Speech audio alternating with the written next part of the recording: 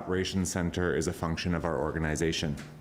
I'd like to acknowledge MLA Letnick, who's joining us today, as well as Mayors Dias, Ireland Milsom, and Chief Louie. All of the elected officials are available for comment following the press conference today. This will be our fourth press conference regarding the wildfires here in the central Okanagan. I'm pleased to say that yesterday was another good day, and we continue to see progress made on these wildfires and our response that the challenges have brought. The EOC has issued no new evacuation orders and downgraded an order to an alert. Our team was able to identify a temporary solution for garbage and recycling and have resumed curbside collection this morning for residents outside of alert and order areas. Today, you'll hear from BC Wildfire Service, the local fire chiefs, emergency support services, and our public information officer. They will share more information about progress on the front lines, an update on assessments for structural loss, supports for evacuees, and what we can expect over the next 24 hours.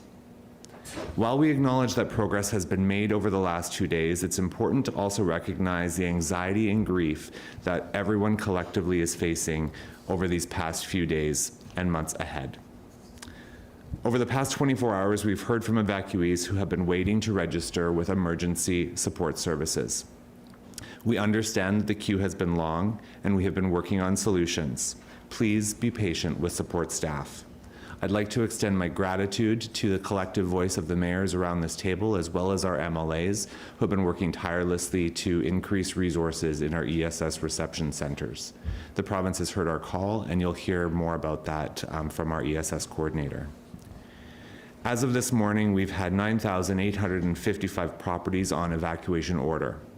These are unprecedented numbers. ESS Coordinator Jason Bedell is here today to provide you an update on the steps that we've taken to support evacuees. Before I hand it over to our subject matter experts, I want to make a brief comment about our next step. We've begun what is known as structure loss reporting and are looking ahead to return home and recovery efforts. We know everyone is eager to get home and get answers on your properties. This is a priority for us as well. I was informed by our Deputy Director that an advanced planning team has been formed and they will be working to support the efforts, but it will take time. Please know that we are in great hands. To close today, I want to emphasize that we still have a long road ahead of us. We need everyone to continue to stay up to date on the status of alerts and orders as conditions change at cordemergency.ca. Stay out of evacuated areas until advised otherwise and continue to support one another. While we know that there's going to be challenging days ahead, we cannot forget that we will get through this.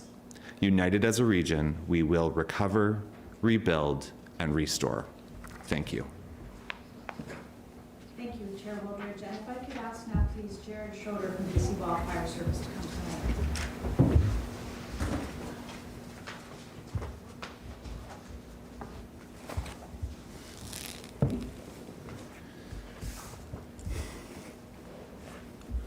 Good morning, everyone. Thanks for having me again. Appreciate the time here in this space to connect with all of you and share our progress on the gross complex of wildfires here in the central Okanagan. I'll start off by saying that the fires within our complex remain out of control. While I say that, I also want to share that we continue to make very excellent progress over this last 24-hour period, including last night's overnight period, in our primary objectives that revolve around providing that direct response to structure protection and the protection of critical infrastructure here on all of these fires within the central Okanagan on the grouse complex. So when we're saying that they're out of control, that still means that they're not held. We're continuing to take those steps within all of these communities, within all the sections of fire line, within these priority areas, to get these fires to a state of held and to begin the process, as was just shared, to be able to rescind orders to alerts and to continue on with getting folks and people back into their homes and restoring the regular process of business and livelihood and life of those affected by these wildfires. In the coming days, in tonight's overnight period and throughout the day today, we're going to continue to see this heavy smoke lingering in the valley.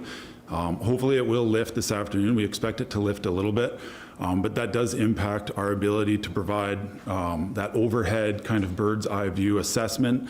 It does impact our ability to accurately map at a point source, finely detailed grid and perimeter of these fires within our complex. We are making efforts to do that in other ways as well. And I would like to be able to provide you a better, more accurate size update at this time, in particular for the McDougall fire. That is coming. It remains at 11,000 as an estimate, which I do believe is close, but the fire will likely, once we do have the ability to map it out more accurately, the number will be larger. Looking at the weather here in the next couple of days, we are expecting to continue to see these more seasonal temperatures in the mid-20s. The humidities will be working as well in our favor. It's been kind of the discussion point the last couple of days. That'll continue today. We're going to be seeing some winds shift more so to that southerly as the day progresses and into tomorrow. It'll be in a fashion that we're not expecting any rapid increases in fire behavior or spread on any of these fires. So for today, while we are still working under the context of extreme drought conditions and our fire weather values are in the extreme levels, today, again, for fire behavior, we're not expecting any significant explosive growth or anything like that. It is effectively another good day to fight fire, with the exception of our visibility being impeded by the smoke locally here in the valley. I want to take a moment to address that also specifically in that our air carriers, the pilots and the engineers that service these machines, our air tanker pilots and the air tanker program in general, we make every effort to get those assets out to support our on-the-ground work, to support the work being done by our structure protection and fire departments. And this is something that is continually assessed throughout the day, not just from an incident management and an air operations perspective, but also from our firefighters on the ground who are looking for that support, who see opportunities to bring in these assets. It's something that is happening almost by the minute. Every firefighter is considering this. Our overhead supervisors, our helicopter coordinators, the incident commanders themselves are considering these assets. We continually monitor visibility in order to bring these tools in to further support and bolster our efforts on the ground, and we do so and will do so as those opportunities arise. Unfortunately, we are limited by the terrain, the topography, and the localized smoke in the valley to do so. But we do take that advantage as it arises, and it happens continually. Going forward, as I mentioned, our focus our number one priority for these incidents does remain on that direct response to structure protection and critical infrastructure, but that also means our other primary objectives do include continuing to build out our structure to support ourselves from a management perspective and from a firefighting perspective as we look forward to moving out of the interface and into the more wildland environment. And that includes advanced planning, that includes our technical specialists who are looking at and engaging with the environment, with old fire burns, old scars, terrain, topography, connecting with local nations and local governments in building out a plan for what the next steps of fire management on this complex looks like. That includes management of the north side of the fire, the west side of the fire, and building out plans, control lines. We have line locators already engaged with heavy equipment, beginning that piece of what the next phase of our response is going to look like here into the next week, into the next couple days, and into the future as well. It's a long haul. This is a priority that is effectively right below, but not necessarily less than, the primary objective of providing that structure protection and critical infrastructure support. But it's important that we start this process, and this is ongoing, and it is bolstered by our technical specialists, by our forecasters, and all the other folks who support us in meeting these objectives. So please know that this is work ongoing. It's been shared enough, I think, at this point, where we're at in regards to our priorities, but this is something that is going to be continued into the future, into the more strategic plan for our response as we move out of the interface in the coming weeks for this complex. Thank you. Thank you very much, Mr. Schroeder. Next, could we please have Carrie O'Rourke, Public Information Officer for the Emergency Operations Centers.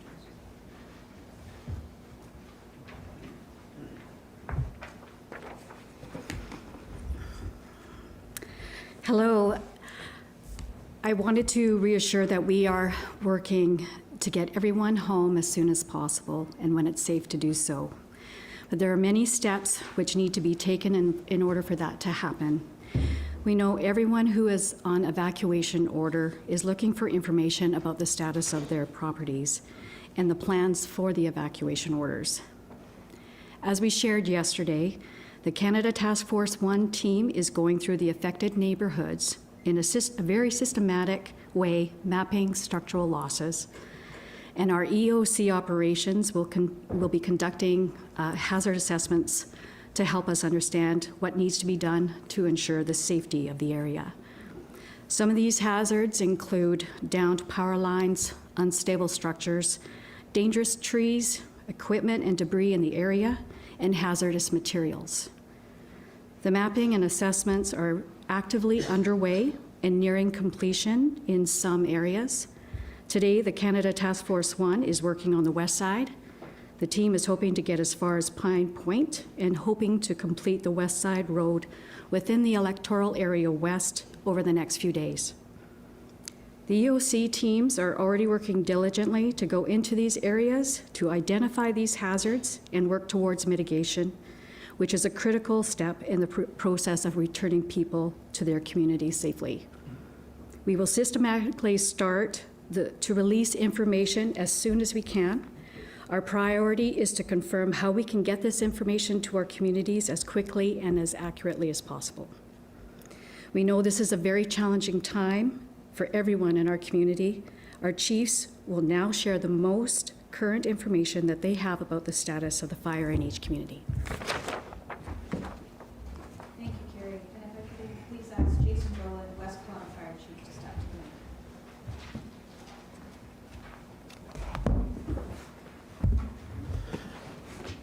Hi, good morning, everyone. I'm going to speak specifically to City of West Kelowna and WFN, so I just want to temper my comments with that. What I say may be different in another jurisdiction. So yesterday we had a good day, and last night we had a good night. I can confirm that in the last 24 hours we have lost no new structures in the City of West Kelowna or WFN territory. The hard work is being done right now.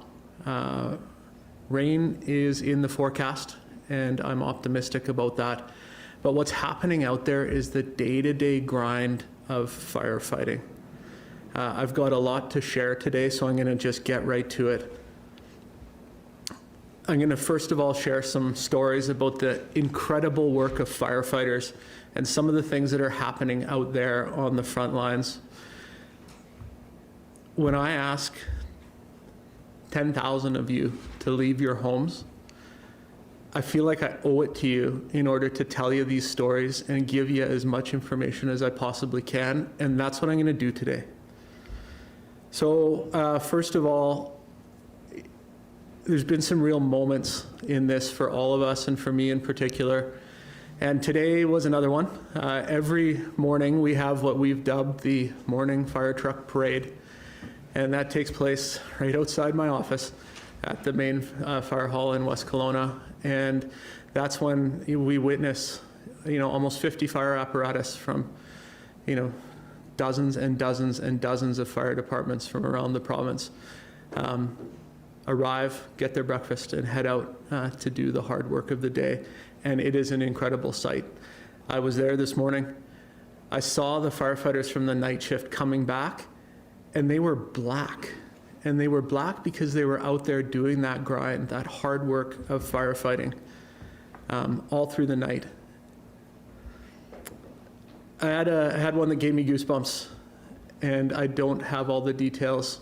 I don't expect to have them, but I will share what I do have with you.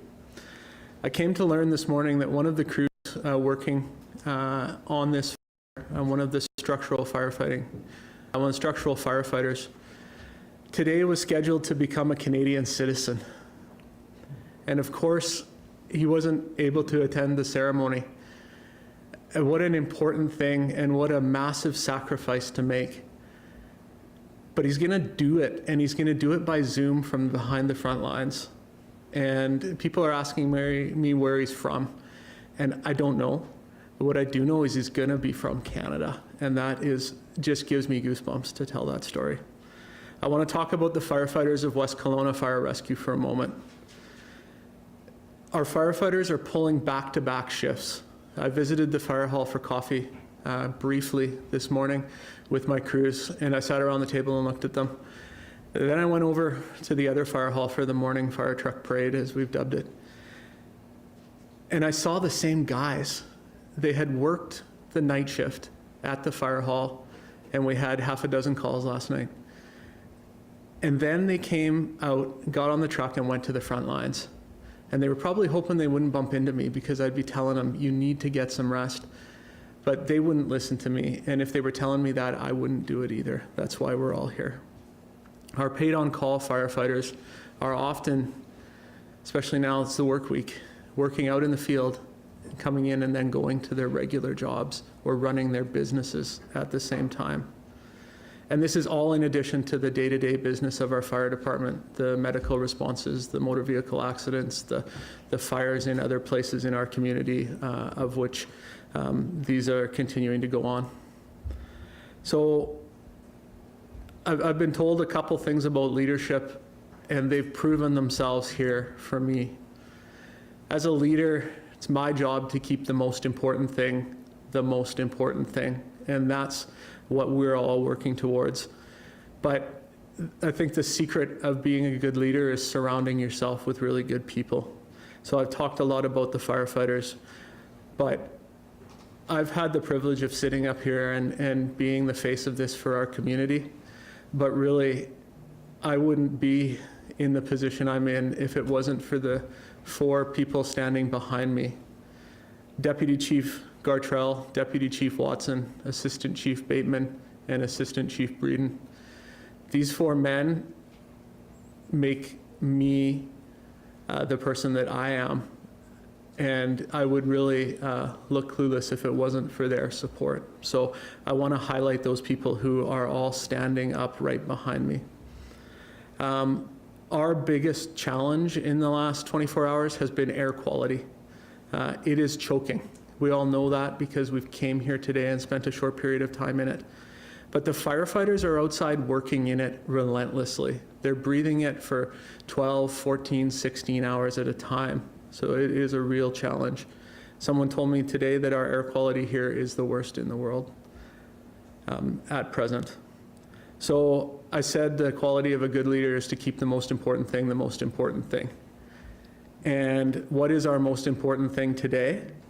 That is, I know people want to know information, and I know they want to go home.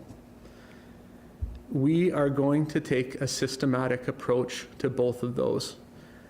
We're going to do it right. We're going to make sure that to the best of our ability, we don't make mistakes. We don't tell someone something that isn't true. We don't send you into a place that's not safe for you to be. In going through these neighborhoods, we're finding, for example, that the addresses just aren't on the buildings. Some cases, the buildings are gone. In some cases, the street signs are melted. So even correlating street names to maps is a challenge for the people on the ground. I said we're going to do it when it's safe. In some cases, the roads may not be passable. We can fix the hydro, we can remove the burned power poles, and that work's being done by BC Hydro. But in some cases, the roads are damaged, and we need to resolve that first. In many cases, right now, your neighborhoods and houses are covered with sprinklers, and those sprinklers are protecting your home. But it means we can't send you home because the streets have fire hoses, fire pumps, water bladders scattered throughout the area. Many of you will come home and find your yards in disarray. And it's because firefighters have gone through and done the fire smart work at the last minute. They've moved your patio furniture. I drove down my street, and 6 of my neighbors in a row had straw mats at their front door. The firefighters tossed them all out in the street. That's the kind of work that's being done out there to protect your homes. I want to give another example from the Upper Bear Creek Road neighborhood. Our crews finally penetrated into that neighborhood yesterday. And what they found was that a hurricane had passed through.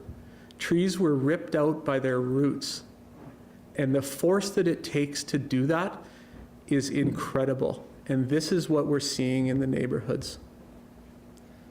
So I want to share some news that's going to cause many of you great relief, but I also acknowledge that it's going to cause many of you some ongoing and increased anguish. But I think it's important to get it out, and to get it out as we know it. Because of the hard work of Canada Task Force 1, I'm able to share this with you, specific to the city of West Kelowna and West Bank First Nation. The following neighborhoods have no structural losses: Smith Creek, Talus Ridge, Shannon Lake, the Lens Road Trailer Park, and Rose Valley. These neighborhoods, we have suffered no loss of structures.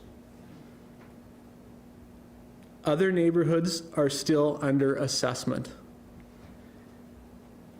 I can report today that I have a loss estimate for the neighborhoods that we have visited. This number is an estimate, and it represents full and partial losses within the neighborhoods. We estimate that there's approximately 50 structures. Now, I want to temper that by saying we're not done yet, and the most damaged neighborhoods are still to come. However, I think it's important that people begin to understand the scope and scale of what our community is facing. So with that said, I have a few asks of the public. I want to thank you all for everything you're doing for us. I know many of you feel helpless and that there's nothing that you can do. I know many of you feel like the way you can help us is by bringing us something.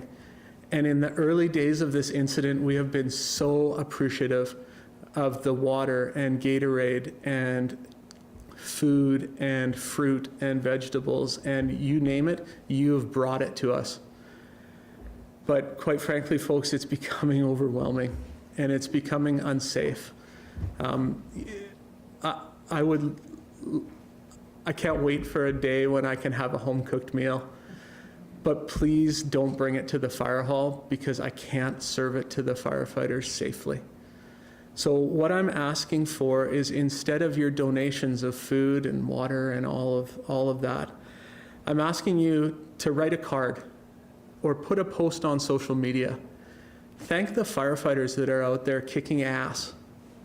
Make them know that you understand what they're doing, and put it out there. Continue to bring your kids by the fire hall. And Chief Lee said it eloquently yesterday. Teach them about what it means to be a public servant. Let's inspire the next generation through the public service that's happening out there today. So my ask, again, is as it has been for the last several days, I ask for your patience. I hope I've demonstrated to you today that we are making progress. I ask for your calmness. I ask for your cooperation with us. And most of all, I ask, in whatever you're doing out there, do it safely. These are the things that we're doing in the field, and these are the things that I'm asking the public to do as well. So, thank you. Thank you, Chief Rowland. If I could please invite Travis Whiting, Kelowna Fire Chief, out to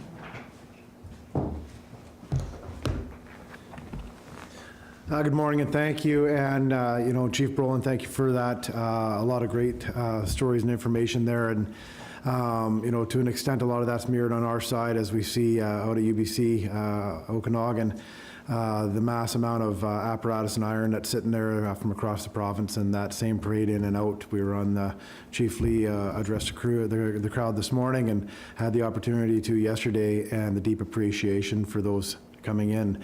And I also wanted to this morning, just as he had noted, our crews for the citizens of Kelowna Fire Department members are back in hall, back in station, running a regular shift and protecting the community as they do on a regular basis. And again, also grabbing double duty so that they can be on the front lines of hardening the fire that we have right now and ensuring that we maintain that perimeter that we've established to this point. So it's long days, and I just want to pass on my deep appreciation to my crews that are out there today protecting this community, but also the crews that are doing those extra shifts and working on cold trailing and trying to perimeter this fire to establish a good guard so that we can ensure we have no further structural loss. So as far as the fire itself, I'll give a quick update. As consistent with the other side of the lake, we had really subdued fire activity last night. Things looked good. Really happy with the progress that was made. Reports came in for my leads that things were very good overnight. Same as yesterday, we are hitting hard around the perimeter, working diligently to go step by step to ensure that the perimeter of this fire is cool and cold and not able to spread beyond where it is. That being said, we do have active flame in some neighborhoods that we are managing. It's not a high risk, but I say that only for the purpose of people understanding that we won't be having people go home in the next day or so for sure that are out right now. We don't anticipate any changes to alerts or orders. We're still actively working in all of those neighborhoods to harden this down to ensure there's no further risk. So I'm happy with where they're at. I don't feel we have a significant threat in any one area by any means, but we do need to operationally keep moving resources around and making sure it's safe before we start to safely reestablish and get people back into their community. I can tell you that it is one of the highest priorities for us is to get people back into their homes, sleeping in their own beds as soon as we can, and as soon as we can safely do that, we will do so. I think that's all I'll add today. Again, the EOC staff are in there assisting it with us and working hand in hand with the incident management team from BC Wildfire to get full assessments and information out as quickly as we can. Thank you. Thank you, Chief Whiting. If I could please have Darren Lee, Fire Chief from the District.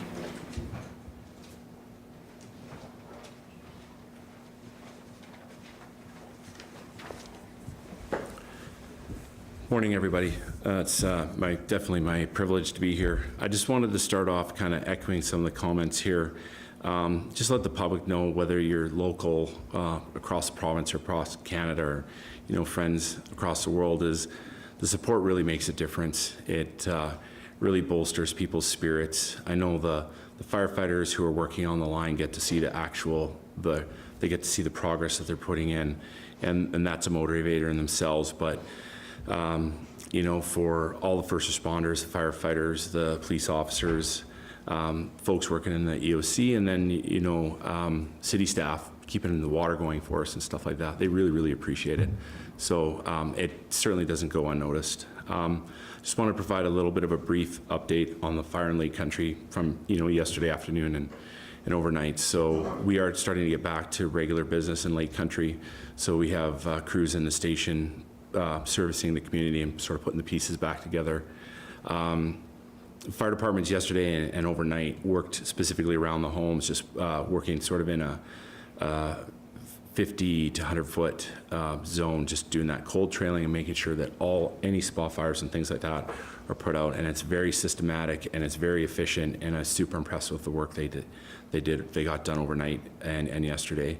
The structure protection crews continue to install sprinklers, put wet lines in behind properties, and it helps protect the values at risk there, whether they're homes or critical infrastructure. And it works in perfect coordination with the fire department apparatus and the wildfire crews. Wildfire crews in Lake Country are doing an amazing job. They're within a day or two here, they'll have a guard completely around the fire with hose lays in place.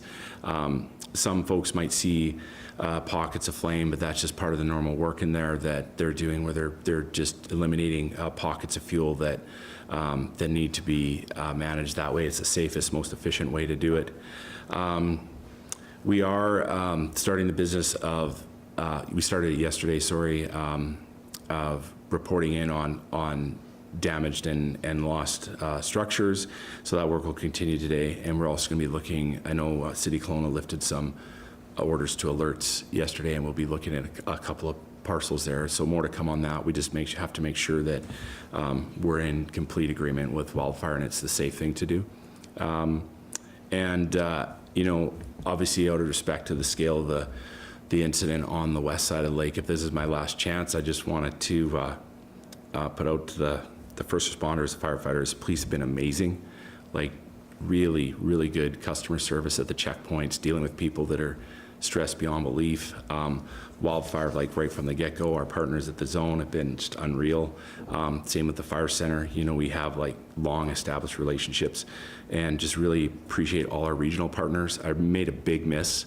I called out Peachland for helping us save a bunch of homes, and I completely forgot, and forgive me, I was pretty short on sleep, but Ellison was right there shoulder to shoulder with us.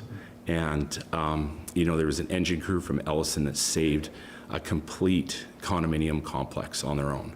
And I think they deserve huge credit for that. And then as the reinforcements started coming in, Vernon, Penticton, Osoyoos, it was just awesome to have them. Now there's too many to name. I just like super grateful. The fire service has paid a huge price this summer. And sorry, man, I was gonna try and do this though, it's happening again. So just, you know what? Everybody's behind you. Just finish strong and just really, really finish safe.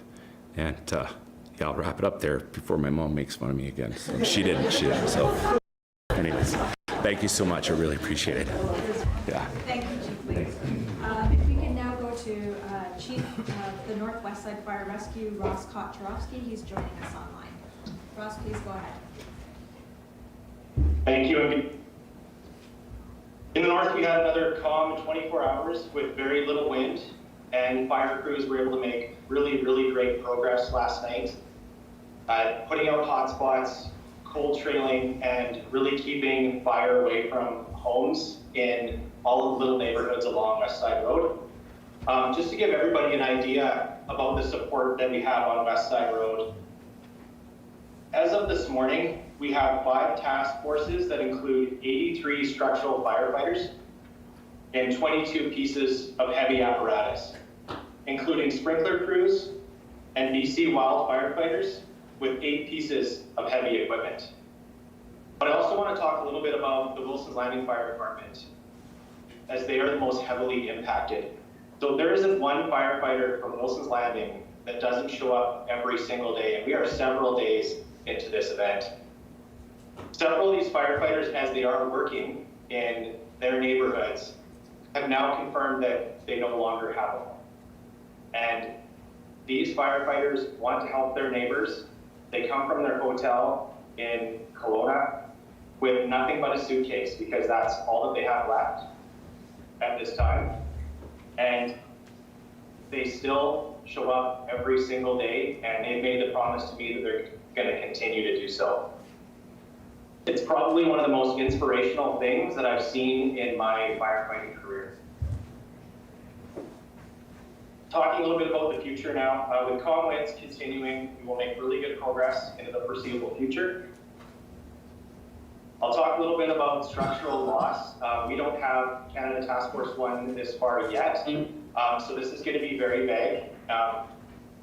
So I know it's going to cause some anxiety with some people, and hopefully give some people some relief. Structural loss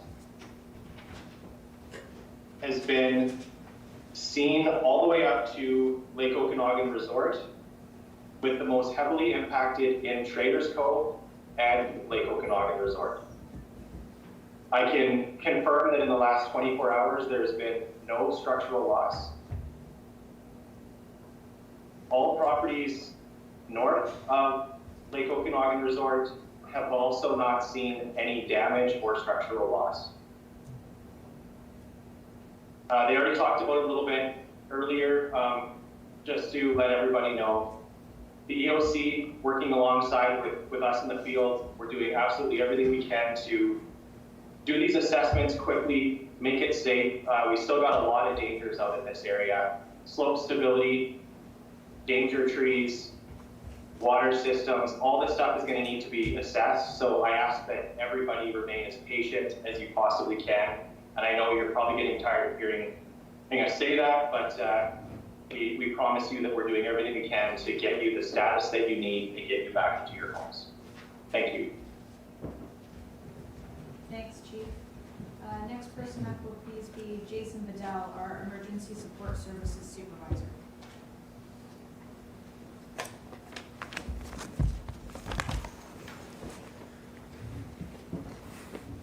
Thank you all. I have to start off today by really recognizing the lengthy waits that our evacuees are experiencing in accessing supports. I will say that our resources were stretched thin initially. I can't deny that. But I'm here today to give you some updates, and I really think we're about to turn that around and start seeing the opposite happening.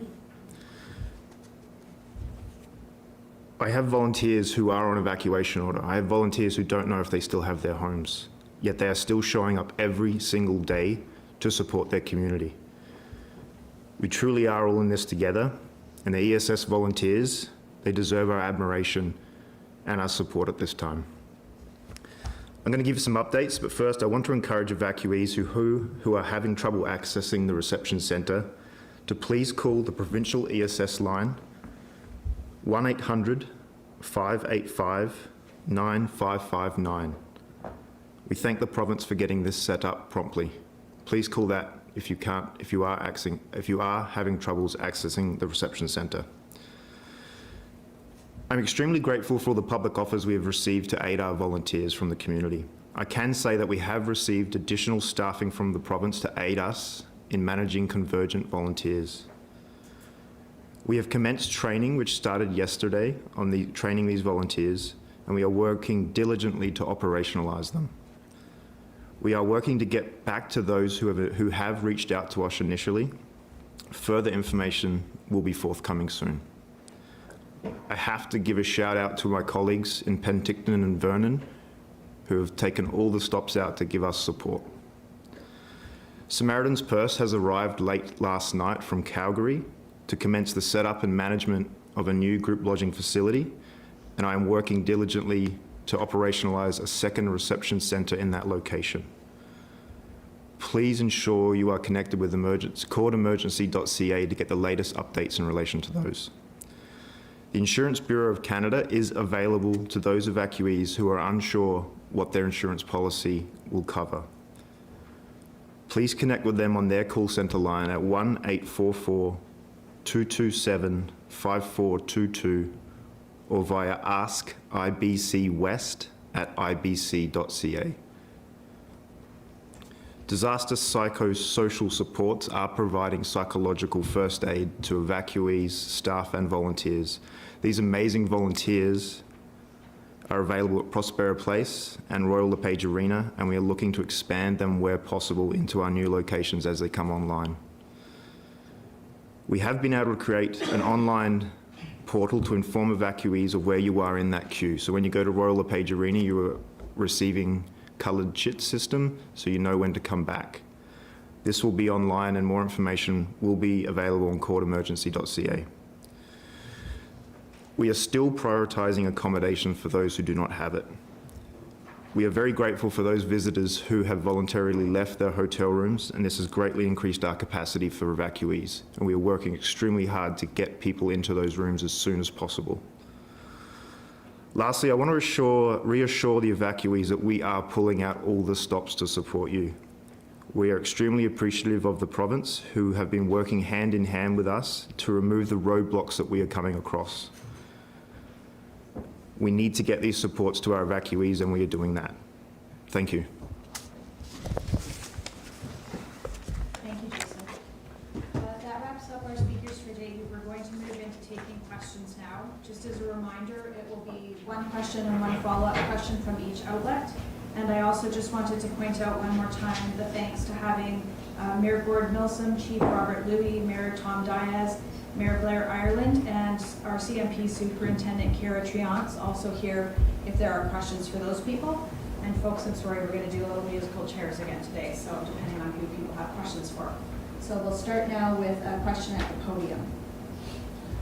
Richard Zussman, Global News. Chief Brolin, this is for you. I'm trying to get an understanding on the structure loss. So 50 structures confirmed, and you mentioned some of the harder hit areas, the assessment have not been done yet. Can you give us a sense of how big an area you're looking there, and what additional tough news may people find out and help with? The numbers not going to be less than 50 now. That's what we know about. But as I said, the team from Canada Task Force 1 is now pushing into the most damaged neighborhoods. We've done the easy ones, but we're moving into the areas where the fire burned hottest. I described it as a hurricane.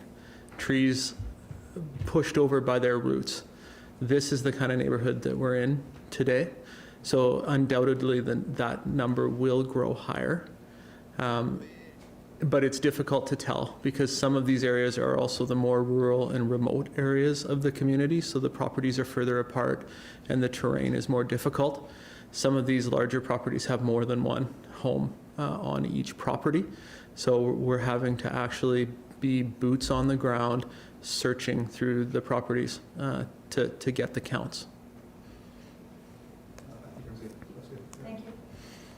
Haley, could we go to a question online, please? Thanks, Jody. Rob Monroe, you can unmute your microphone and ask your question.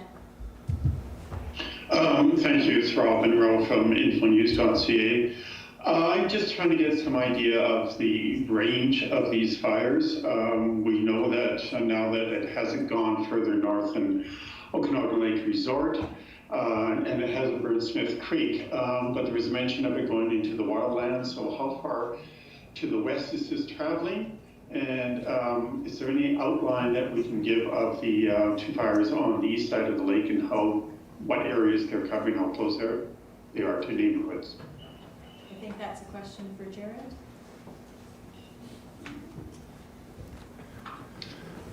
Yeah, thanks for the question, Rob.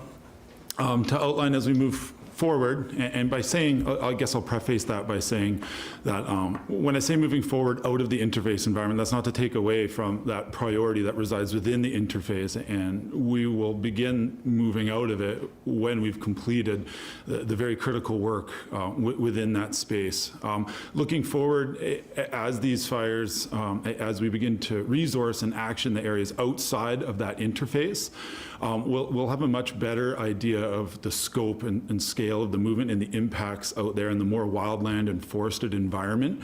To date, as of this morning and reports from the overnight period, we have not seen much further growth north, not in any meaningful manner that would be more than a couple hundred meters, less than a kilometer, so to speak, and same with the western edge of the fire. But there is still active fire there, and it is something that we are closely monitoring, but unfortunately is limited from the visibility that we're able to utilize through our aviation assets to get that broader overhead view. So a lot of the knowledge in these spaces that we're getting is coming from our boots on the ground individuals that are traversing these portions of, in particular, the McDougall fire here to the north and to the west. Rob Monroe, did you have a follow-up question? Yes, along those lines. It doesn't sound like it's getting too far to the west, but do we know how far it may be from the BC Hydro power line that provides power to that side of the lake? It's a long way, not a long ways, but it's a ways away from that yet, Rob. So there's no concern that it will threaten that area? Not an immediate concern, no. Thank you, Rob Monroe. We'll take the next question at the podium, please. Oh, hi, my name is Alyssa Tibo with CTV. This question is for the RCMP and it's from my colleague who's up in the Shuswap area at the moment. I'm hoping you can speak to this. But she was asking about the added burden on RCMP officers with people stealing firefighting equipment from that area. I'm not going to be able to answer any property crime related questions about the Shuswap, but I can point you to Corporal James Grandy at Southeast District who'll be able to answer that. Okay. And nothing about whether charges would possibly be laid? No, sorry. My area of scope and control is Peachland, West Kelowna, Kelowna, and the surrounding regional district area here. But I can certainly refer you to my colleagues in the Salmon Arm area. Okay, we'll ask you because yesterday the RCMP said that there were some suspicious individuals at some of the checkpoints. Did you have an update on, and maybe even for people who are out of their homes, that their properties are safe? Absolutely. So Superintendent Karatrines for the Kelowna Regional RCMP Detachment, and I can speak about the area in the central Okanagan. As of this morning, we have behind evacuated orders evacuated ordered areas, no confirmed break-and enters in Lake Country, West Kelowna, and Kelowna. What I can tell you is there's been a lot of discussion on social media with respects to property crime and or people accessing those areas. And so we have had individuals who have been located behind evacuated ordered areas. And in all cases, those individuals have been escorted out. Many people have tried to come in through forested areas or accessed areas to come back home to pick up things. And we just want to remind the public that that is not a safe thing to do. We've heard from our fire chiefs today, there are active flames in these areas. I had an opportunity to go into 2 specific areas yesterday for an assessment of one area, and we have hydro lines that are down that are hanging in areas across roads. We have a Fortis gas employee who came running down the road at me and said, this house is dumping gas. So we have those orders in place for your safety and security, and we are asking that you stay out of those areas. Where there were 3 reports of property crime in the or insecure premises in the West Kelowna area, we have made contact with all 3 homeowners, and in all of those cases, one was a broken window and insecure premise from active firefighting completed by the firefighters in the performance of their work. And 2 other property crime reports that came in were insecure premises, and those were checked by the police officers and connected with the homeowners, and both of those were confirmed to be not break-in enters. What I really want to ask the public to do is we are seeing through individual communities' posts on social media, we cannot actively monitor all of your social media groups. And we need you to call 911 if you see unauthorized area on your home cameras in your neighborhoods. Please call 911 to report suspicious activity so we can actively respond. We have people at checkpoints and rovers in every community roving your communities to make sure your neighborhoods are safe, and we can have somebody there very quickly. You are helping us by reporting that crime. We can send a police officer over. The last thing I wanted to mention was just that as you are viewing people and individuals within your area, please note that there are a lot of active employees in those areas trying to make those neighborhoods safe so we can quickly return back, including the Canada Task Force 1 staff, infrastructure staff, technical support staff, and tree fallers, firefighters. So a lot of calls are happening of what is this vehicle on my street? What is this person doing in my yard? Those are useful calls to us as well. We can usually verify very quickly who that is because we have emergency operations center staff and police officers embedded in the emergency operations center to confirm who that person is in that area performing what work. We have a lot of unmarked police cars and unmarked vehicles being used in this case behind evacuated order lines and keeping our marked vehicles out in the front so the public can see those more clearly. Thank you. And we've been listening in there to an update from officials in Kelowna, BC about those fires affecting both Kelowna and West Kelowna as well. Hearing there that last night they had a good night, that the fire has not progressed in any meaningful way, saying that they are encouraged by the forecast. There is some rain in the coming days, but certainly still a huge fight ahead of officials and firefighters in both Kelowna and West Kelowna. Just briefly as well, we got a little bit of an update on some of those initial estimates when it comes to structure losses in the West Kelowna area, saying that at this point there's at least 50 structures that have been lost, but also making the point there that they are only starting to push into some of those neighborhoods that were the worst hit, so they do expect those numbers to go up, saying that in some cases some of those neighborhoods, areas that were hit, looked like a hurricane had passed through with trees that had been pushed up, the roots had been pushed up, so certainly expecting there that that number might go up.